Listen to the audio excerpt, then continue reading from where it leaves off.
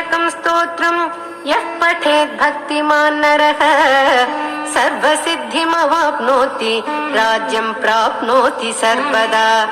एककालं पठे नित्यं महापापविनाशनं द्विकालं यः पठे नित्यं धनधान्यसमन्वितः त्रिकालं यः पठे नित्यं महाशत्रुविनाशनं महालक्ष्मी भवेत्।